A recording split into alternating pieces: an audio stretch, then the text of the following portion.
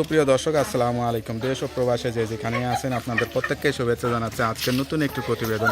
দেখতেই পাচ্ছেন আমার সামনে একটি আপু আসছে। এক কথায় আপুটা দেখলে অনেকটাই সুন্দর, আসলে অপরূপ সুন্দরী।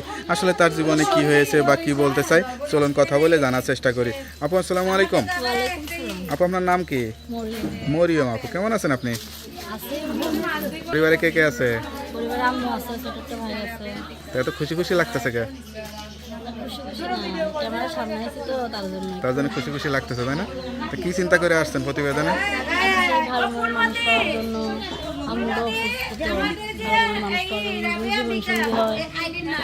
সারা জীবনের জন্য। বাবা নাই? বাবা নাই। আপনার বয়স কত? 18 লেখাপড়া করছিলেন? চলার মতো।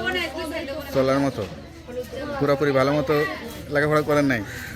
তা কি আশা বা কি চিন্তা করে আসছেন প্রতিবেদনে? ভালো মতো মানুষ পাওয়ার জন্য, সারা জীবনের জন্য এরকম চিন্তা ভাবনা করে আছি। আমরা অসুস্থ, অনেক কষ্টে সংসার চলে। সত্যি সত্যি কেউ যদি বিয়ে করতে চায় করবেন তো? সত্যি সত্যি তো বিয়েকে মিথ্যে মিথ্যে করা যায়। তো এখন যদি কেউ বিয়ে শাদী করতে চায় কিরকম মানুষকে বিয়ে করতে চান আসলে? যেরকমই হোক, বুড়া হোক জোয়ান হোক, যেরকমই হোক, তো আপনি এটাই ভালো হইতে হবে। আপনি একটা ইয়াং মেয়ে, বুড়া মানুষ কেন বিয়ে করতে চান? শুনেন, বুড়া মানুষ হলে কোনো সমস্যা নেই। হ্যাঁ, তো বুড়া কেন? ইয়াং মেয়ে ছেলে চাইবেন বিয়ে করার জন্য, সেটা ভালো না? আল্লাহ যেটা ভাগ্যে রাখছে ভাই ওইটাই হইব। সেটা তো ঠিক আছে, তারপরও নিজের মনের বুড়ার কাছে সাথে হইলে আল্লাহ যে ভাগ্যে রাখে বুড়ার সাথেই হইব, হ্যাঁ। জোয়ানের সাথে ভাগ্যে রাখে জোয়ানের সাথেই হইব। কখনো প্রেম ভালোবাসাটা আসা হয়েছিল? না, প্রেম ভালোবাসা হয়নি। সত্যি বলতেছেন?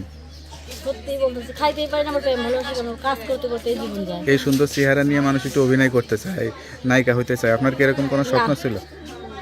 কোনো স্বপ্নই নেই তাই না? আমার কোনো